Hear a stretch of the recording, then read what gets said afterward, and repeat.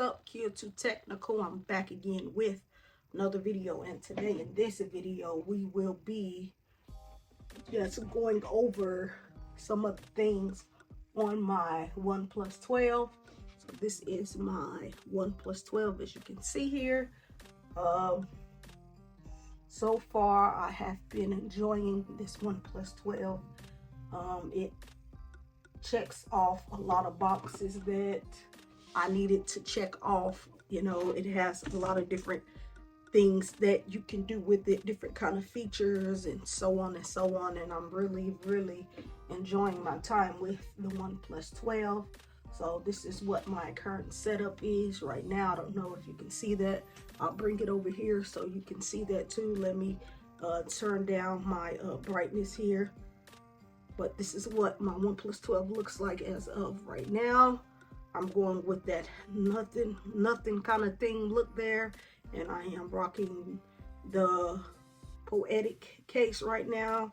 I have had a chance to go take some pictures with my OnePlus 12, and you can slide through them if you want me to, so you can see what all I was able to take with my OnePlus 12 in video test and so on and so on. And so far it looks good. So far they look good to me. I almost want to make this phone of the year, but I'm just going to wait to see if I get my hands on some other devices that can beat this device. But I don't know if there are other devices that can beat this device because of its price, you know, and how smooth it is. And it's just, this is just a nice device overall. You know, I can say that because I have been using this and I actually have it and I actually like it. You know, the cameras do not bother me. That is not bad at all. At least with this, you know that this is something different. This is not something Samsung or Apple are doing. So this is something different, and I do enjoy that with using the OnePlus 12, because like I said, I don't like to be like everyone else. I like to change things up for myself and have something a little different. And so far this has been my go-to device. Even though it's my secondary device, I'm constantly picking up this phone every single day. You know, I have all my little themes here that I can theme and set up. I'll show you right here. As you can see, I can theme, change the colors and so on and so on. Yes, this is lacking when it comes to software updates and security patches, but that's okay. But I did see that it will get Android 15. I don't know how long that'll take before it gets Android 15, but do know Android 15 is coming.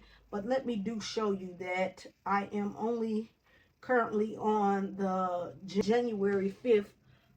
It is March, so hopefully by the end of March I'll get the February security patch.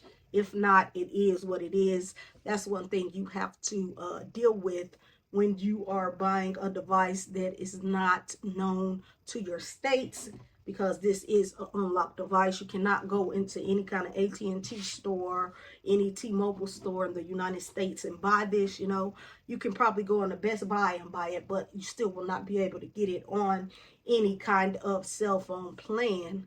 You know, no installments. You have to buy this right out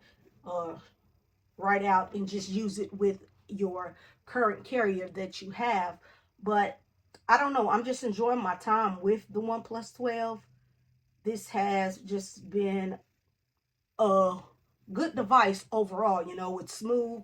Even though I do only use this on 60 hertz, it still is smooth. As you can see, there is no hiccups even with this being on 60 hertz refresh rate. There is no hiccups. As you can see, it's smooth.